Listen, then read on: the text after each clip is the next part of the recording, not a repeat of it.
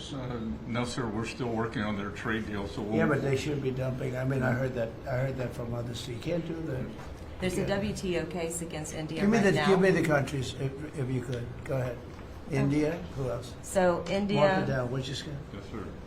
India, Thailand, China into Puerto Rico, not into continental U.S., but into Puerto Rico.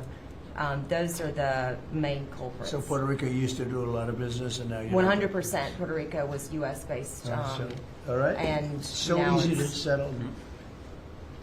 Okay. But there's others too, and I can get you a full list. Give as me well. a full list. Yeah. Of course I can. All right. So. Go ahead. So truly, this is a national security issue. I think you put it just perfectly. And so I want for all of us in the room to know that rice is more than just a commodity. It's a currency in many of these And countries. you love rice, right? I love rice. Yes, I'm going to get you to love rice too. The next time you're not going to have a button for a Coke, you're going to have a button for a rice. But The farmers love what they do. yeah, That's true. Well, our farmers can feed this nation and many nations abroad, but we need fair trade, not free trade. And so we appreciate what you've done today. We appreciate what you did in the big, beautiful bill. I mean, my word, you really changed reference prices.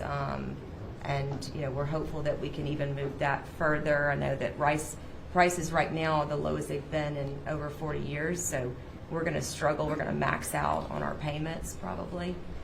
So that's something that I know those in Congress can potentially help us with to change. But again, we appreciate everything you're doing. It's solved so quickly with tariffs to these countries that are illegally shipping. It's solved. Your problem is solved in one day. That's why we have to win the Supreme Court case. In one day, that problem's solved. It's so unfair. They go out of business. They put everyone out of business. That's what they did to our car industry. We lost more than 50% of our car industry because of that. We lost our chip industry. Went to Taiwan because of that. If you had a president that said, no, you can't do that, it's 100% or 200% tariff on chips if you make them outside of the United, we would have never lost our chip industry. But we're going to have 40 or 50% of it back very shortly because they're all coming in now from Taiwan. They're building chip companies. But it's the same thing with rice. Thank you, Dawn, very much. Thank Really you. nice. Well, it'll be good. We'll Thank you. get it solved very quickly. We just need the countries. We just give us the names of the countries. Yeah. Tariffs, They again, own the it solves largest the problem in 2 minutes. Yeah, they've bought the largest brands at retail too, right? So they have an incentive to subsidize their products so that they can keep it on the Yeah, shelf. who did that? The Indians own the two largest brands. All right, then we'll take care of it. It's Thank you. it's so easy. So, do you have any questions? Yes, President Trump. How about keeping it on farming?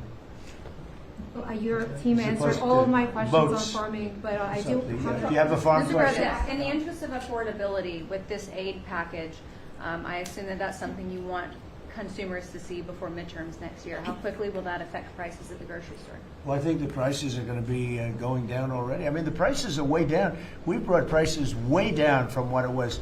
We inherited high prices. We inherited the biggest inflation in the history of our country. That means prices going up. And we brought it down very substantially. Now inflation is essentially gone. We have it normalized, and it'll go down even a little bit further. You don't want it to be deflation either. You have to be careful. But we brought it way down. We had inflation that was the highest in the history of our country. They say 48 years, but I say the history. 48 years is pretty bad too, right? So we're solving those problems. We're bringing them way down, yeah. Would you consider MAHA incentives for farmers that go by MAHA guidelines? Well, a lot of the farmers like those MAHA guidelines, yeah. So, I mean, they do. We like MAHA.